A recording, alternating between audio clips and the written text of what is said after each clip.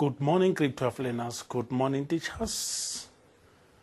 Let me welcome you in this session. I hope this session will benefit a lot.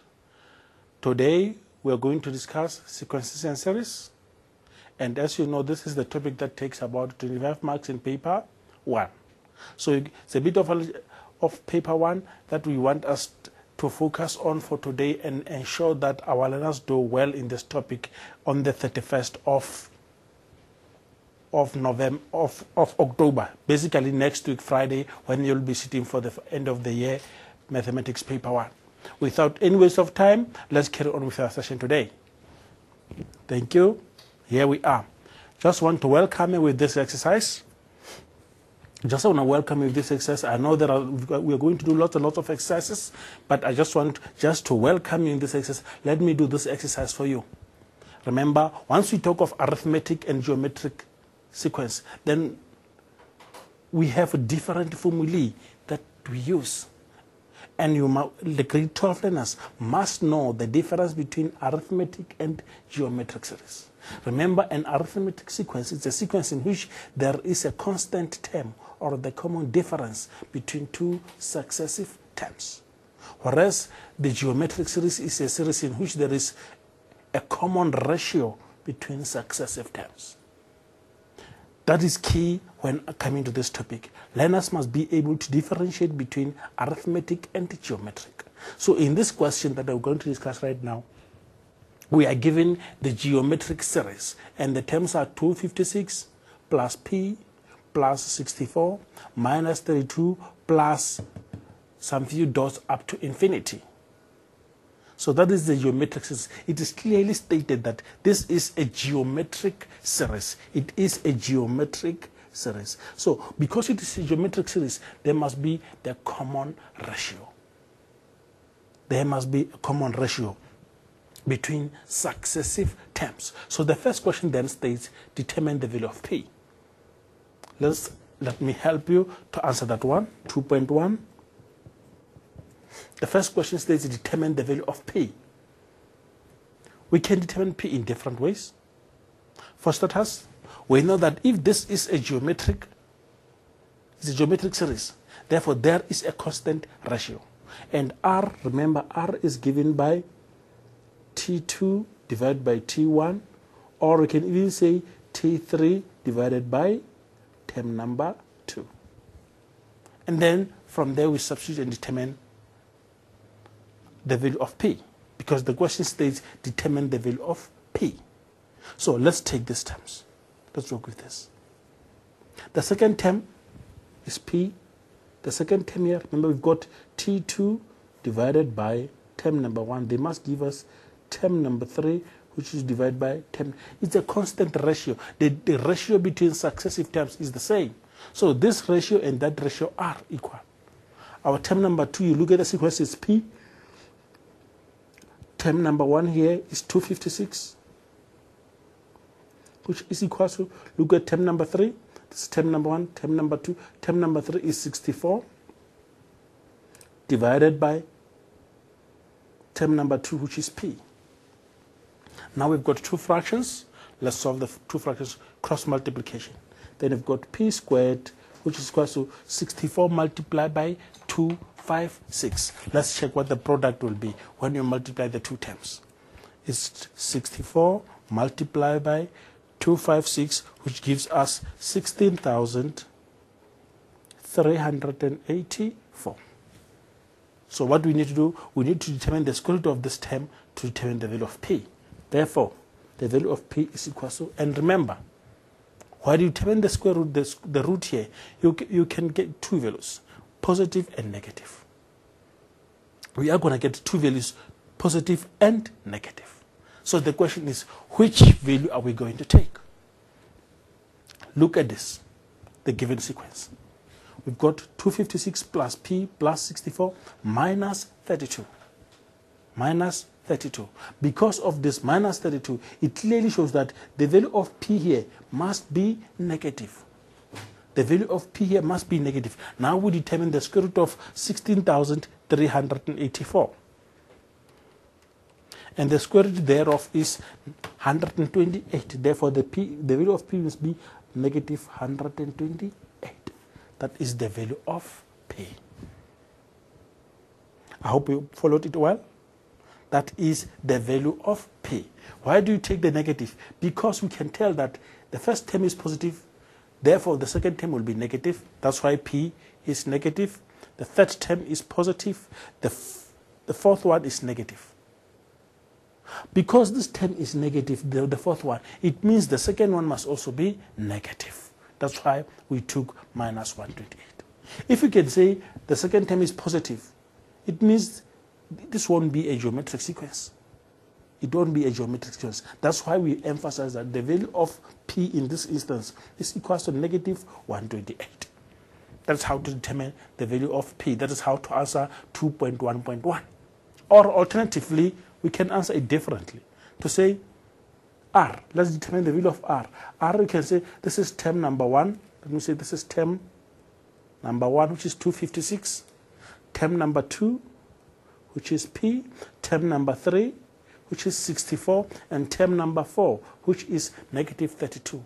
So to determine R, we can say term number 4, we divided by term number 3 to determine the value of R. Let's check the value of R. Therefore, R, term number 4 is negative 32. You divided by 64. Therefore, R is equal to negative a half. That is the value of R. If R is equal to negative half, we can also determine the value of R to say 64 divided by P will give us R. Check. R again. To determine R, we can say R is equal to term number 3 divided by term number 2. Term number 3 divided by term number 2. Check term number 3. 64. Term number 2 is P. And this is also R. So we equate the two because this is R and that is R. Then we say 64 over P is equals to negative half. 64 over P is equals to a negative half. This is an alternative way of determining the value of P. Fractions, let's cross multiply. P multiplied by negative 1, we've got negative P. 64 multiplied by 2 gives us 128. Therefore, P will be equal to negative 128 if we multiply by negative 1 both sides. There are lots and lots of ways of determining the value of P, but I did it in two different ways, and I hope in both cases, in both cases I applied one principle, and the principle is if this is a geometric series, therefore there is a constant ratio between successive terms. And then I equated the constant ratios, both in the first solution and even the second one. That's why in both cases we ended up with the same answer, and P is negative 128. I just did number 1 to welcome you. I hope now you are in the mode of mathematics and we can now start working. Check 2.1.2. Let's check 2.1.2. Calculate the sum of the first 8 terms of the series. Calculate the sum of the first 8 terms of the series. Remember, now we've got the value of P. Our series is, maybe I should write it down. Check the series. Our series is 256 minus 128, because our P is minus 120, plus 64 minus 32. So 2.1.2, calculate the sum of the first 8 terms of the series. Sn is equals to A into R exponent n minus 1 all over R minus 1. That is a formula we use to determine the sum of a geometric series. So it means for us to determine the sum of the series, we must have the value of A. And A represents the first term. So our first term is 256. That is the value of A. Let's check. We also have R. Remember, R, we did it from 2.1.1. We were able to determine that R is equal to negative half. If you still remember, maybe I will show you a bit. Remember, from 2.1.1, this is how we determined R. We said R is equal to T4 divided by T3 minus 32 over minus 64, which is negative a half. So r is equal to negative a half. Or you can use any other method. R will still be negative a half. Therefore, our r is negative 1 over 2. What do we still need to know? The value of n. We need the value of n. Because the question talks about calculate the sum of the first 8 terms of the series. How many terms do you want to determine the sum? 8 terms. So n is equals to 8. Now we substitute a, r, and n into this formula. Let's substitute. The sum of the first 8 terms will then be equals to, we've got a fraction. Our a is 256, bracket.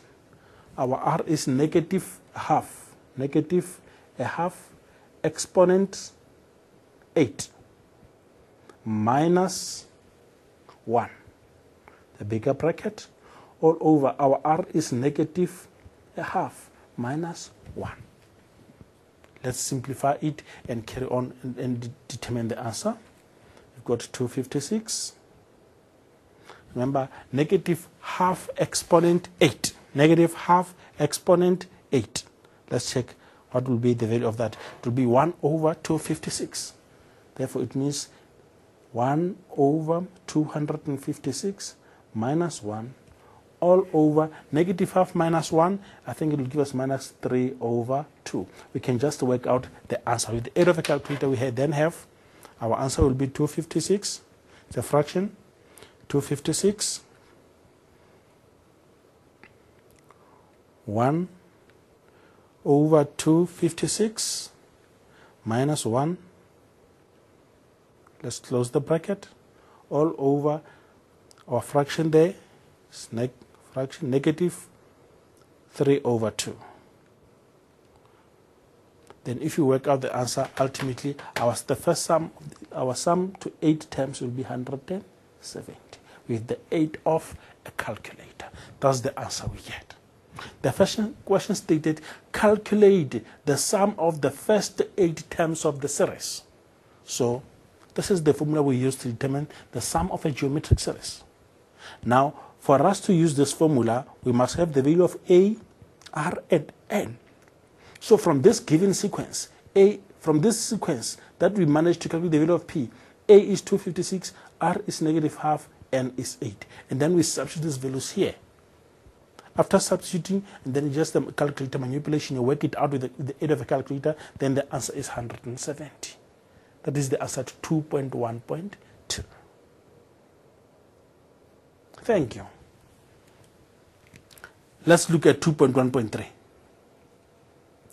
Why does the sum to infinity for this series exist? Why does the sum to infinity for this series exist? 2.1.3. I'm not going to answer that one. I'm going to give you a chance for a minute to give me the answer. I'll just be quiet, and then in a minute's time, then you'll then check your answer against mine. Answer this question. Grade 12 learners, answer this question. 2.1.3. Why does the sum to infinity for this series exist? The explanation will be, I'll give you the explanation in a minute's time.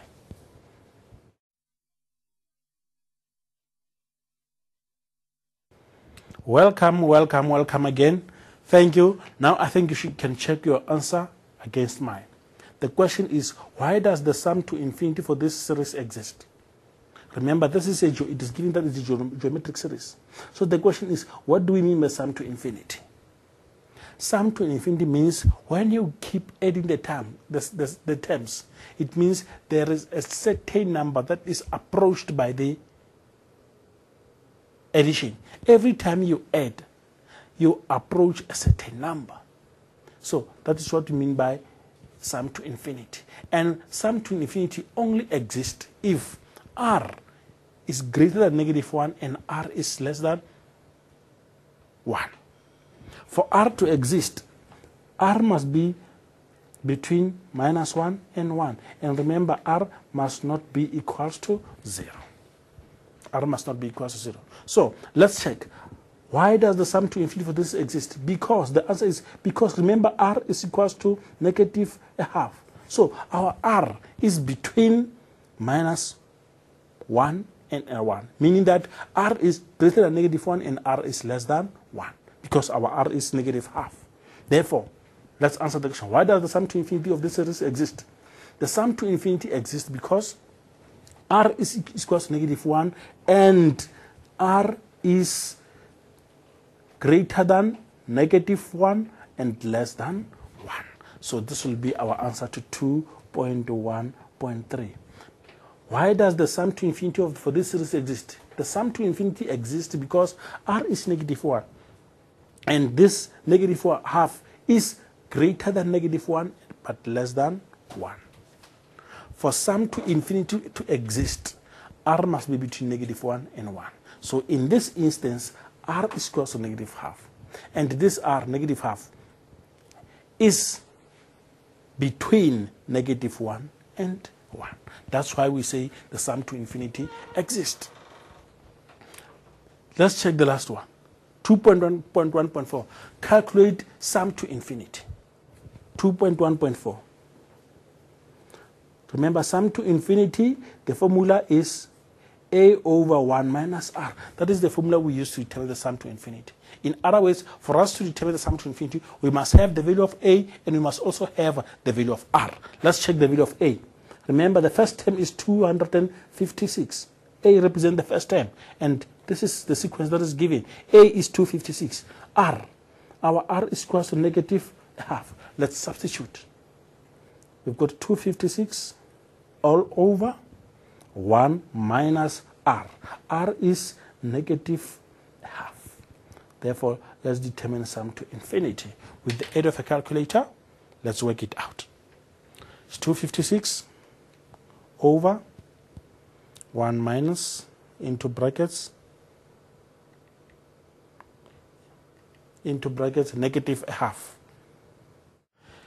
256 divided by 1 minus this, 1 minus into negative a half. It means it's 1 plus a half. So the answer that we ultimately get is 512 over 3.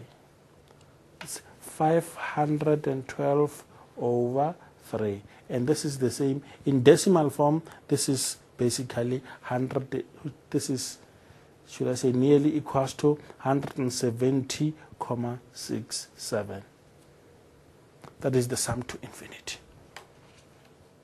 This is the sum to infinity. It's 512 over 13, and this is basically nearly equals to 170.67. You keep on adding. The numbers converges. They get closer and closer to, the sum gets closer and closer to 170.67. So that is the sum to infinity.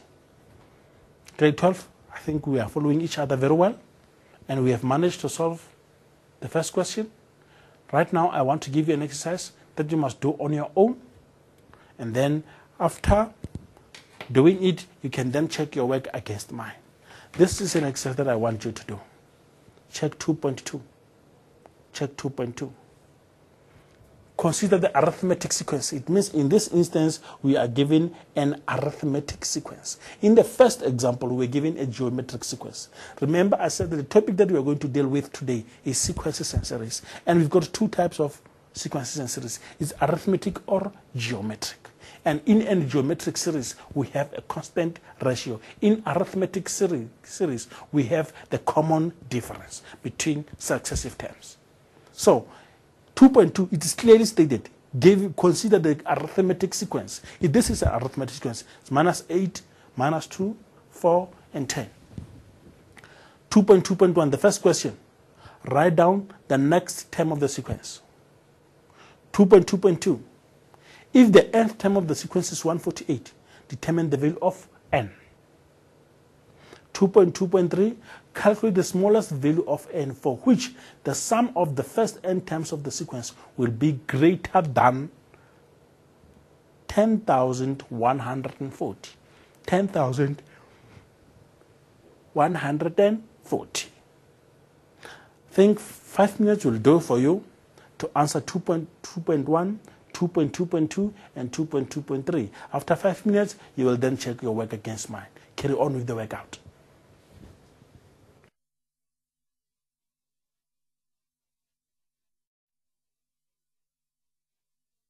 Welcome, welcome, welcome, welcome.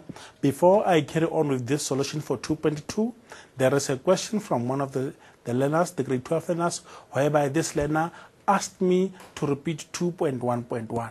Seemingly, the learner did not understand properly how we got the value of r, 2.1.1. So before we come to solution for 2.2, let's start with 2.1.1. I'm sorry for that. I just want us to be together. I don't want to leave anyone behind. 2.1.1, remember, in 2.1.1, we were given a geometric series. This is a geometric series. And the terms were R 256 plus P plus 64 minus 32 plus up to infinity. These are the terms that are given, and it is clearly stated in the question that this is a geometric series because it's given the geometric series. So if we have a geometric series by definition, it's a series in which there is a common ratio between successive terms. There is common or constant ratio between successive terms. What does that mean? It means check the ratio between the first two terms. The ratio here will be P divided by 256. Check the ratio between these two successive terms, P and 64. The ratio here will then be 64 over P. You can even check the ratio between 64 and 32. The ratio will then be minus 32 over 64. So all those ratios are equal. All those ratios are equal. The question states, determine the value of P. If we are given that 256 plus P plus 64 minus 32 is a geometric series. So the answer lies in the definition of a geometric series. A geometric series is the series in which there is a constant ratio between successive terms. So it means this ratio is equal to this one and is also equal to that one. So it depends on you which ones do you take. Because this ratio is equal to this one, and this one is also, all these ratios are equal from the definition of a geometric series. So we used two different methods. Firstly, I only focused on these two. And then I said P over 256 is equal to 64 over P. Now we have two fractions, and on both sides. Then we cross multiply. If you cross multiply, this P will multiply that P. We'll get P squared. 256 will multiply 64. Let me just work it out with the calculator. 256 multiplied by 64. The answer we got was 16,384. Then you determine the square root of P. Therefore, the square root on both sides, you've got P, which is equal to plus or minus 128. So the question is, if P is plus or minus 120, which one will be the correct one? You check at the sequence that we have. You've got positive. P is a variable. You don't know the sign of P. Positive, negative. Because this one is negative, it tells you that even here, the value that we must get here for P must be negative. Must be negative. That's why we say ultimately P is equal to negative 128. I hope that learner is following now. I hope that learner understands the procedure, because we said once we have a geometric series, there is a common ratio between successive terms. That's why I said this ratio here is equal to this one, is equal to that one. So in this case, I only used this term in that way. In the other method, alternatively, I said you can take this one and that one. Let's check. It means we said 64 over P is also equal to minus 32 over 64. Let's simplify this one. Let's simplify. We've got 64 over P, which is equal to 32 into 32 once goes, 32 into 32 goes once, 32 into 64 goes twice. So this fraction becomes negative 1 over 2. Now we cross multiply. Cross multiply. P multiply that 1 gives you P. P multiply that 1 gives you P. 64 multiply this negative 2 gives you negative 128. So the value of P is negative 128. You can use the first two ratios or the second and third, but ultimately the answers will always be the same. As you can see, with the first approach, I had P as negative 128. Even in the second approach, P is still negative 128. The key behind this question was for a learner to know what we mean by a geometric series. Definition of a geometric series. And a geometric series is a series in which there is constant ratio between successive terms. Meaning, this term divided by this one will be the same as 64 divided by P, will be the same as 32 divided by 64. As long as you determine the ratio between successive terms. That is the key behind the solution to 2.1.1 for a learner to understand the meaning of the word geometric series. I hope you are all happy now. Thank you. I can now progress to 2.2. I can now progress to 2.2. Let's do 2.2 together. 2.2, consider the sequence.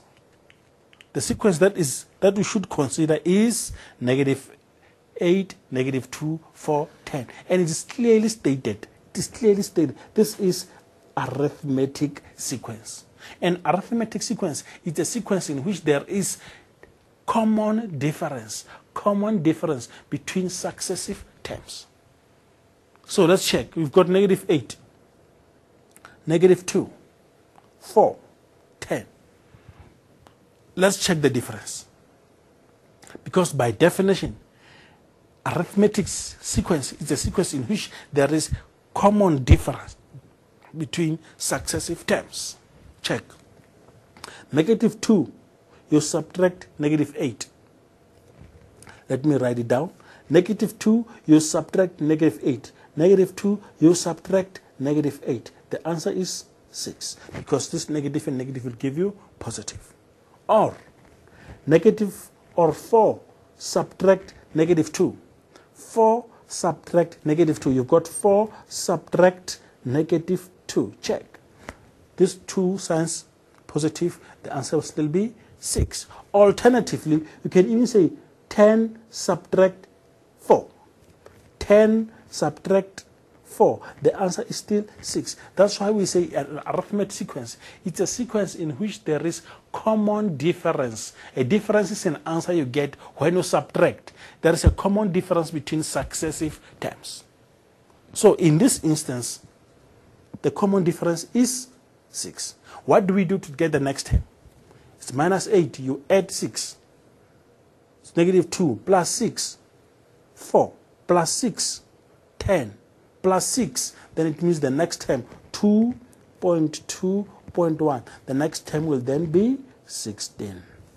How do you get 16? Because you keep on adding the common difference. Our common difference in this case, which we denote by the letter D, our common difference is 6. And we use the letter D to denote the common difference.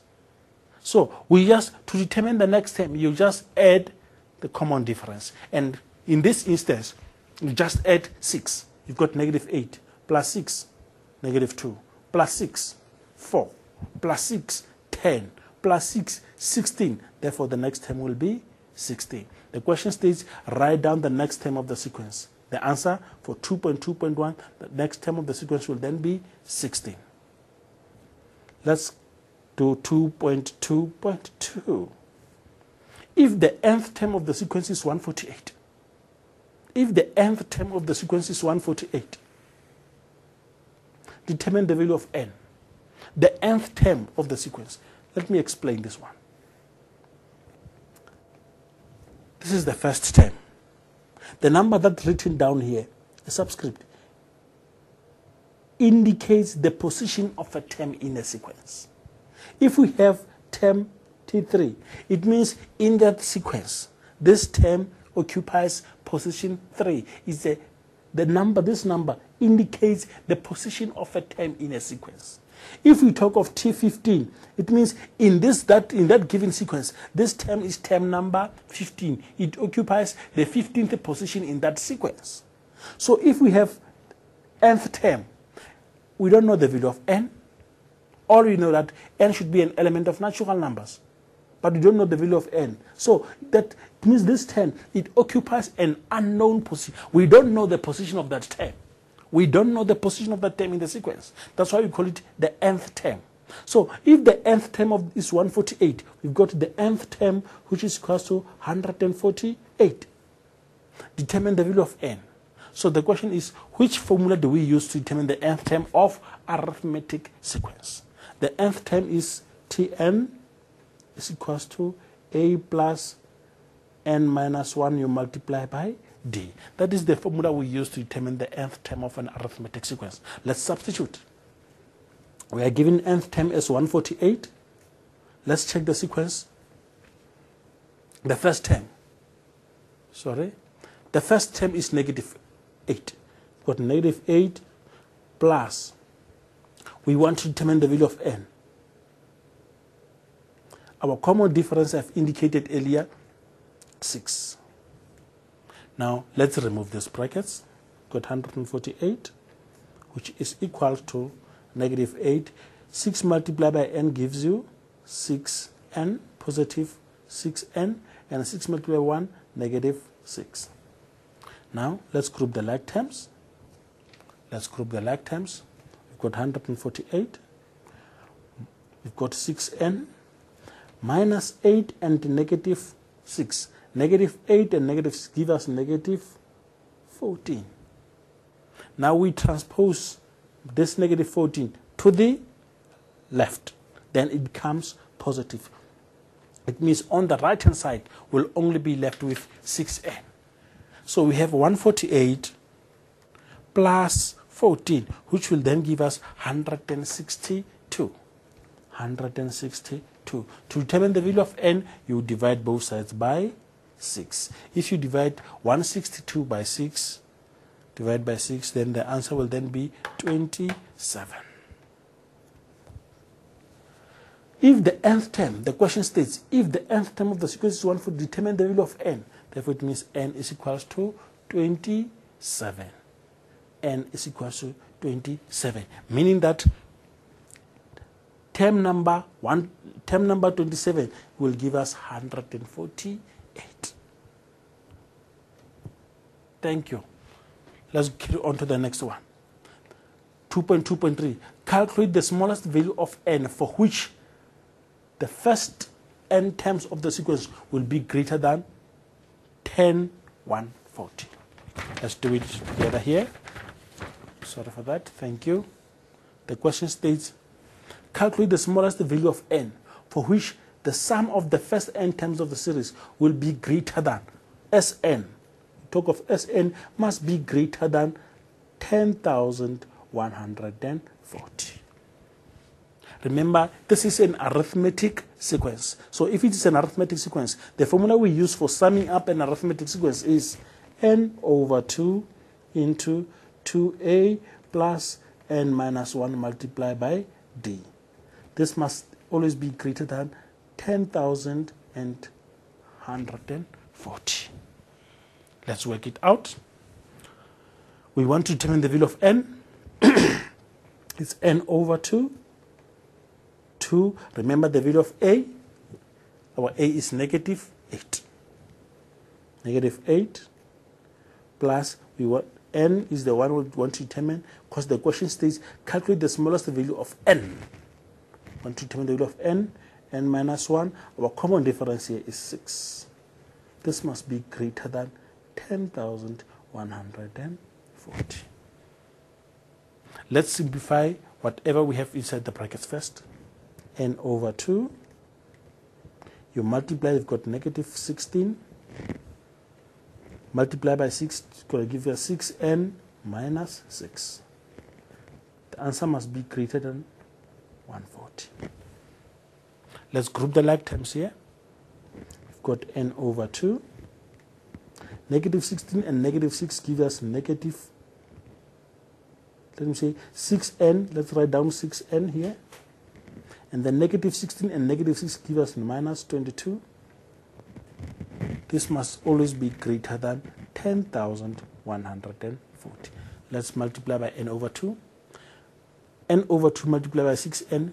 I think 2 into 6 you'll go 3 times. Then you've got 3n squared minus n over 2 multiplied by 22. So 2 into 22 you go 11 times. Then we've got 11n. You can transpose this one to the left. Then we've got minus 10,140. For us to be able to solve this one, because we want to solve the equation here, let's say for now the answer should be greater than 10,140.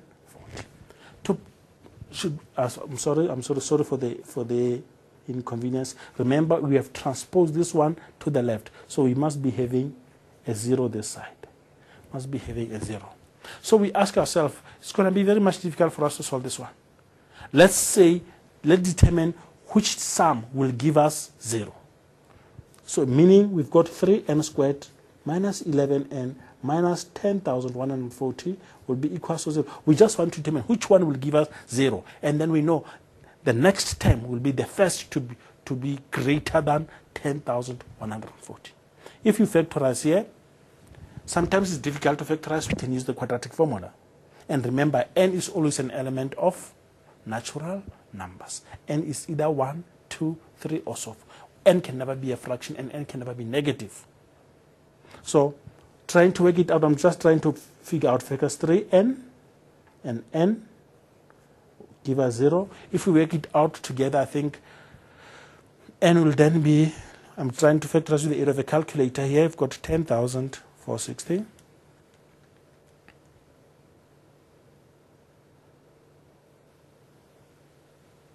N means n will then be equals to, let's say 60 here. We've got 60. And if we've got 60 there, it means the other term will be 10,140. The other term will then be 169 plus 169. Those are the factors. Those are the factors. In case you are unable to factorize, please use the quadratic formula.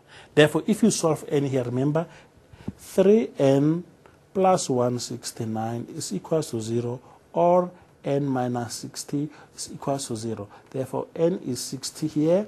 N here is negative 169 divided by 3. 169 divided by 3. These are the values of n. But remember, these values of n, this one already is out because n should always be an element of natural numbers. But this one, when n is 60, when n is equal to 60, remember we end up equating to 0 here so that we can be able to determine the factors. When n is 60, the sum will be 10,140. If we use n is equal to 60, the answer we get is 10,140, meaning that if you add 60 terms, this is the answer you'll get. Let's read the question again one more time. The question states, calculate the smallest value of n for which the sum of the first n terms of the sequence will be greater than 10,140. So if n is 60, we get 10,140. Therefore, the answer ultimately must draw the conclusion. The answer for this question, the answer is n is equals to 61. When n is equals to 61, that will be the first number that will give a sum greater than 10,140. Because this one of 60 will give us 10,140. The question wants, calculate the smallest value of n for which the sum of the first n terms of the sequence will be greater than 10,140. So if n is 60, the sum is 10,140. If n is 61, then it will be greater than 10,140. So the answer here is n is equals to 61. Thank you very much. I hope you have learned something. I think right now I want to go for a break. I want to give you a 5 minutes break, 5 to 10 minutes break, and then we'll immediately after this break, we'll then resume with more exercises relating to sequences and series. I hope you'll be here in time, 5 to 10 minutes, and then we will resume with the lesson. For now, you can have a break.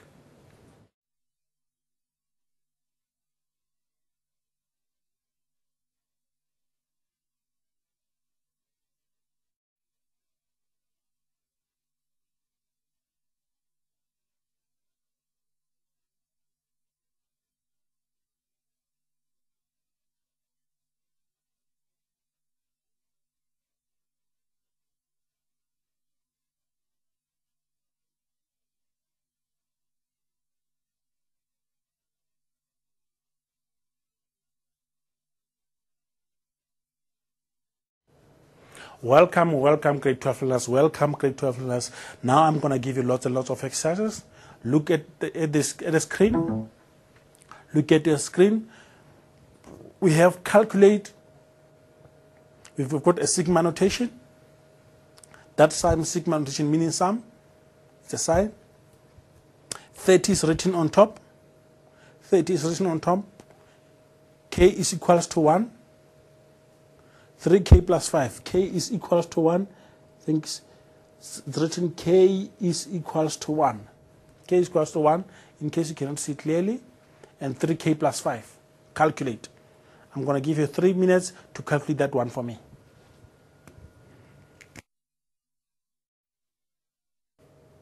Welcome. Thank you. Let's check the solution. I hope you got it right. Check your work against mine. The question states calculate. You've got 30 written on top of the sigma sign. K is equals to 1, 3k plus 5. By merely looking at this, 3k plus 5, we can tell that this is an arithmetic sequence. Let's expand the sequence. K is equals to 1. If you put 1 here, you substitute K by 1. It's going to 3 multiplied by 1 plus 5. And then you've got 8. Let's say K is 2. Substitute K by 2. 3 multiplied by 2 gives us 6. 6. 6 plus 5 gives us 11. You can carry on and substitute the next term. Let's say K is 3. 3 multiplied by 3 gives us 9. 9 plus 5 gives us 14. And so on. This is a sequence. The correct way of writing it, because it's a sigma, sigma means sum. You add. Therefore, the correct way of writing it down will then be 8 plus 11 plus 14 plus and so on. To make it easier, always if it's a linear, the coefficient of the variable here is the common difference. That's why you can say 8. The coefficient of K here is 3. 8 plus 3, 11 plus 3, 14 plus 3, 17, and so forth. That is a different approach. But then ultimately, this is the series 8 plus 11 plus 14. The question is, we need to calculate the value of that. How many terms are there? We've got to substitute 1 up until 30. Therefore, all in all, number of terms will be 30. We've got 30 terms. Why do I say 30? You substitute 1 to get term number 1. Substitute 2 to get number 2. Substitute 5 to get term number 5. Substitute 15 to get term number 15. Substitute 30 to get term number 30. And this number written on top is the last number to substitute in this general term to determine the last term. So, all in all, we've got 30 terms.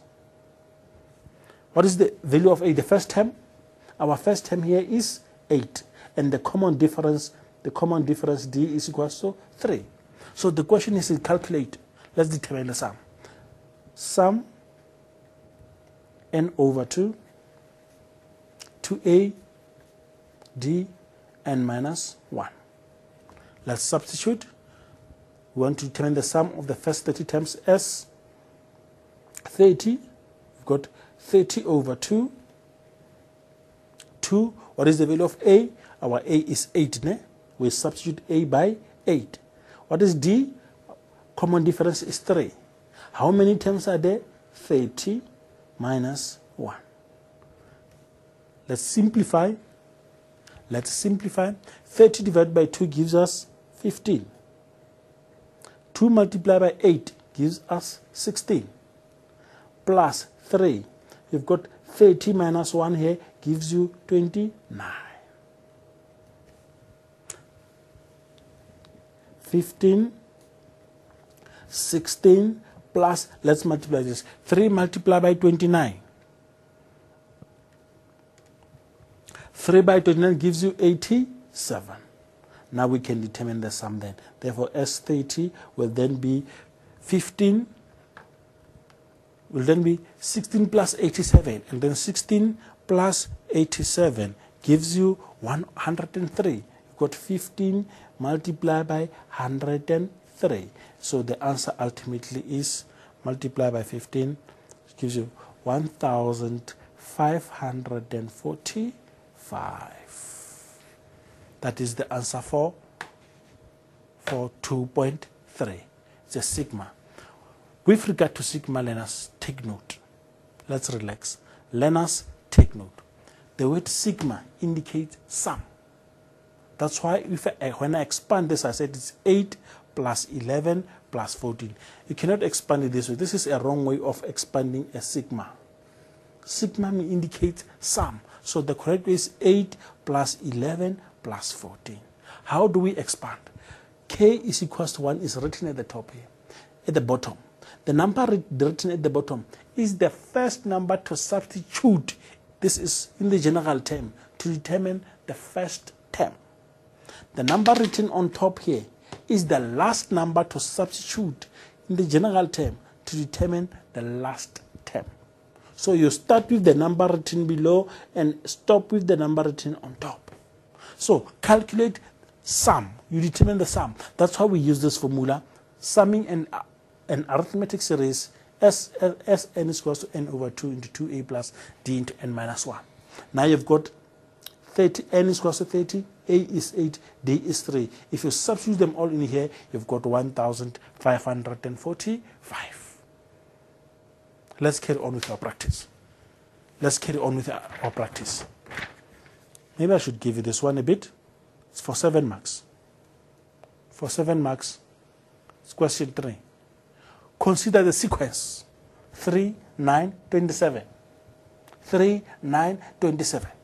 It's a bit of mixture. You must also bring into mind the number patterns. 3, 9, 27. Jacob says the fourth term of the sequence is 81. That's Jacob. We are only giving the 3 terms. The first one is 3, 9 second, and the third term is 27. Then Jacob says that the fourth term of the sequence is 81. Vusi have got a different answer. No. He says Vusi disagrees and says that the fourth term of the sequence is 57. So what I want you to do as a mathematics learner, explain why Jacob and Vusi could both be correct. They could both be correct. Explain. 3.1. In 3.2, Jacob and Vusi continue with their number patterns. Determine a formula for the nth term of Jacob's sequence and Vusi sequence. For 7 marks, I'm going to give you 5 minutes to finish off that one. Carry on. Thank you.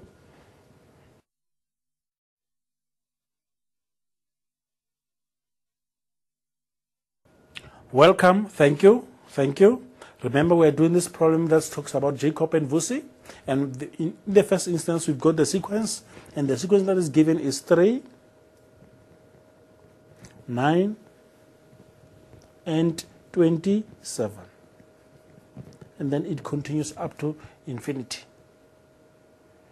Jacob then says the next term is 81, the fourth term.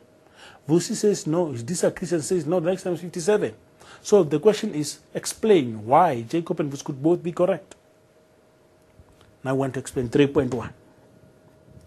If you look according to Jacob, Jacob considers this to be a geometric sequence. Jacob considers this to be a geometric. A geometric, you multiply by the constant ratio. And in this case, the constant ratio is 9 divided by 3, which is 3. Or you can say 27 divided by 9, which is 3. So according to Jacob, this is a geometric series. He considers the sequence to be geometric. He considers the sequence to be geometric. So if it's a geometric 3, R is equals to geometric where R is equals to 3. Check. 3 multiplied by 3, 9. 9 multiplied by 3, 27. 27 multiplied by 3. If you say 27 multiplied by 3, the answer you get will be 81. So that is according to Jacob. Jacob is correct. The next term is 81. Because Jacob considered this to be a geometric series, a geometric sequence, and 100% correct. Jacob is correct. Let's focus on Vos. Vos considers this sequence to be a quadratic number pattern. He said 3, 9, 27. The question here is, we are not given exactly what the nature of the sequence is, just 3, 9, 27. And then the first difference here, according to Voci, 9 minus 3 gives you 6. The next 27 minus 9 gives you 18. Let's check the second difference. So the second difference here ultimately gives you 18 minus 6, which gives you 12. Which gives you 12. This is according to Voci. So if this is a geometry, if this is a quadratic number pattern, the second difference is common. So it means even here the second difference will be 12 throughout. So 6 plus 12 gives us 18. 18 plus 12 will give us 30. To determine the next term, check what you do. 3 plus 6. 3 plus 6 gives us 9. 9 plus 18 gives 27. 27 plus 30 will then give us 57. So both Jacob and Voci are correct. Voci considered the sequence to be a quadratic sequence, a quadratic number pattern. So if it's a quadratic number pattern, correctly so, the fourth term will be 57. So this is how we explain that why Jacob and Voci could both be correct. They could both be correct because Jacob considers the sequence to be geometric. And if it's a geometric, the fourth term will be 81. While Voci considered the sequence to be quadratic. And if the sequence is quadratic, then it means the fourth term will be 57. So it means both Jacob and Voci are correct. They are both correct. Thank you. Because the question did not specify the nature of the sequence. The question it only says consider the sequence 3, 9, 27 and so forth. So Voci considered it to be a quadratic sequence while Jacob considered it to be geometric sequence. 3.2, let's answer 3.2. In 3.2, determine the nth term of Jacob's sequence and 3.2.2 Voci sequence. Remember Jacob, geometric. Jacob, geometric. Let's start there.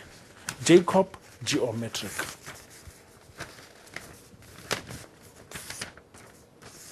(3.2.1).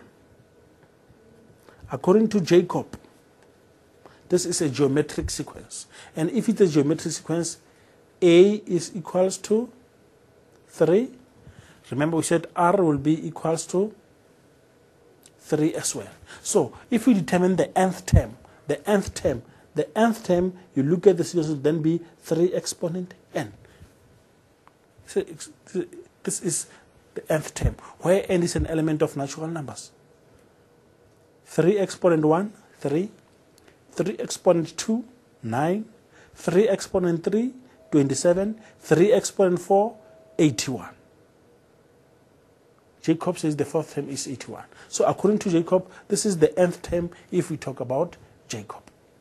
Let's talk about Voci. Remember, Voci said this is a quadratic sequence. Initially, Voci had 3, 9, 27, 57. This is Voci. And we said the difference here, 6, 27 minus gives us 18. And then here we had 30. This is according to Jacob. This is the first difference. The second difference, 18 minus 6, 12. 30 minus 18, 12. So the second difference is common. And you know how to determine the nth term of quadratic number pattern. So 2a is equals to 12. Therefore, a is equals to 6. Let's determine b, because remember, if I have to draw a line here, the nth term of quadratic number pattern is an squared plus bn plus c.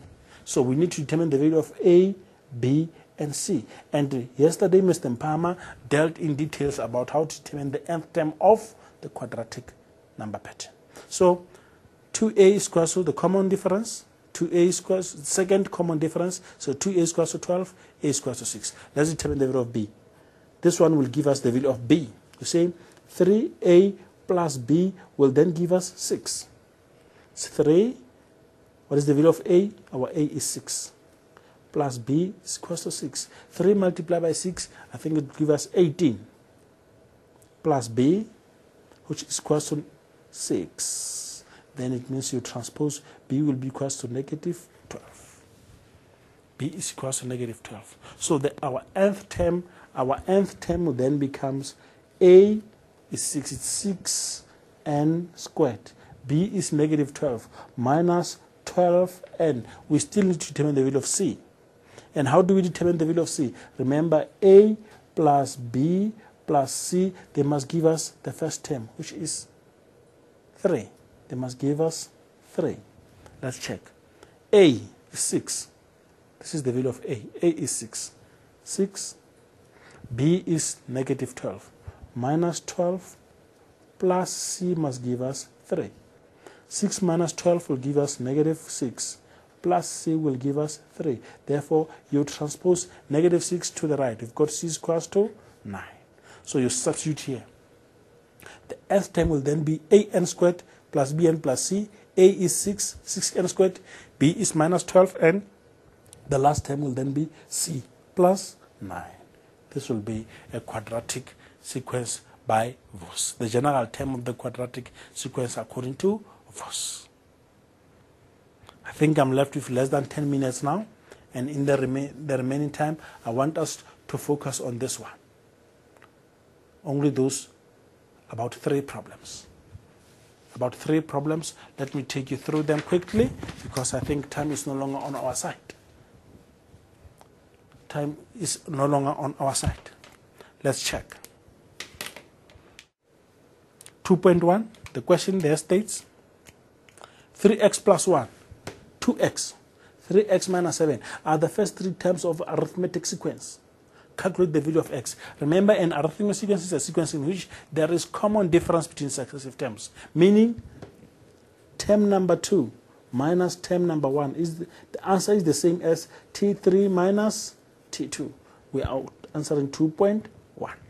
This is the approach. So check term number 2 is 2x minus check term number 1 is 3x plus 1, which is equal to check term number 3, 3x minus 7 minus term number 2, which is 2x. Let's remove the brackets. Let's remove the brackets here. We've got 2x minus 3x minus 1, which is equals to 3x minus 7 minus 2x. 2x minus 3x is given negative x minus 1, which is equals to here 3x minus 2x. 3x minus 2x will give you x minus 7. Let's group the like terms. I've got minus x, I transpose it to the right. Then it will be x plus x will give us 2x. I've got this minus 7, I transpose it to the left. Then I've got minus 1 plus negative 7, which will give us 6. Therefore, if you divide by 2 both sides, x is equals to 3. I think this was the easier one. We know in arithmetic sequence, it's a sequence in which there is a common difference between successive terms, meaning term number 2 minus term number 1 is equals to T3 minus T2. So if our first term here is 3x plus 1, second term is 2x, third term is 3x minus 7, you just substitute, remove the brackets correctly, and then you've got your answer as x is equals to 3. 2.1, it was interesting. Thank you. For the remaining 5 minutes, let's look at 2.21 and 2.2. 2.2 states the first and the second term of arithmetic sequence. We talk about arithmetic sequence are 10 and 6 respectively, meaning that in 2.2 you've got 10 as the first term of the sequence, and then you've got 6 as the second term of the sequence. The first and second terms of an arithmetic sequence are 10 and 6 respectively. It is clearly stipulated that this sequence is arithmetic. So if it's arithmetic, we know there is a common difference. And the common difference in this case will be term number 2 minus term number 1. 6 minus 10, which should be minus 4. So already, common difference is minus 4. The first question states, calculate the 11th term of the sequence. 2.2.1. Remember the 11th term, the formula for the 11th term. We say T11 is equals to A plus 10D. Look at the first term. The nth term, Tn, is equals to A plus T11. T11 is equals to A plus 10D. Our A here is 10 plus 10. Our common difference is negative 4. So we have 10 minus 10 minus 40, because 10 multiplied by negative 4 will give us negative 40. Therefore, term number 11 will then be equal to negative 30. 2.2.1 answered. Let's do the last one for the day. The last one. The sum of the first n terms of the sequence is minus 560. Calculate n. Remember the sequence? The sum of the first n terms of the sequence is minus 560. Calculate n. It means in 2.2.2, we are required to calculate the value of n. And we are given the sum of the first n terms. We are given Sn as negative 560. So we need to calculate the value of n. Let's write down the formula for summing arithmetic sequence. Sn is equals to n over 2, 2a, n minus 1 into d. That is the formula we use for summing up an arithmetic sequence. Now we are given the sum is minus 560. We need to calculate the value of n. So we substitute minus 560 n over 2 into 2. Check the sequence. We've got 10 and 6 as term 1 and term 2 respectively. So our first term is, our a is 10. Our d is negative 4. Minus 4 into n minus 1. Let's multiply throughout. Let's simplify whatever we have inside the brackets. N over 2. If you multiply, you've got 20. If you multiply, it's got minus 4n plus 4. Thank you. Minus 560 is equals to n over 2. Let's add the like terms. 20 plus 4 will give us 24 minus 4n. Let's multiply throughout by n over 2. Negative 560. If you multiply by n over 2, 24 divided by 2 will give us 12n. 4 divided by 2 will give us 2. Then we've got minus 2n squared. Let's write the equation in the standard form. We've got 0 on the right hand side. We've got minus 2n squared. You transpose it to the left. Then we've got 2n squared. This is 12n. Transpose it to the left. Minus 12n. This one is already on the left hand side. Minus 560. Let's divide throughout by 2 because you can see that we've got a common factor of 2 there. If you divide by 2 here, we've got n squared minus 6n minus 560 divided by 256 divided with 28.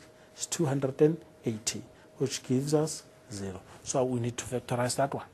Play around with the factors. In case you are unable to determine the factors, just use the quadratic formula because we have the quadratic equation in the standard form. 14, 6, I think our factors will then be n. Also have n. Work them out. Factors that will differ by 6 and give us 280. I think it will be 14 and 20. So the bigger factor will take that one. This one will then be positive. Those are the two factors. N plus 14, n minus 20. So if we solve for n, we then say n plus 14 is equals to 0, or n minus 20 is equals to 0. We solve n here, n is equals to negative 14. Here, n is equals to 20. We've got the two values of n. But you must always know what n represent. Read the question. The question states, the sum of the first n terms of the sequence is minus 560. Calculate n. It means n represent how many terms are there. We can never have negative 14 terms. Hence, this one, automatically, we need to rule it out. N is equals to negative 14 is not applicable. So the only solution is n is equals to 20. So if you can take 20 terms of that sequence, you add them together, they will then give you minus 560. Thank you very much for joining me today. I hope we have learned something. Keep practicing, and once more, let me take the opportunity to wish you well. We are now facing the weekend. Remember, for the grade 12, we don't have a weekend. We just keep studying throughout. I wish you all the best and good luck. Please keep watching IBP. Thank you.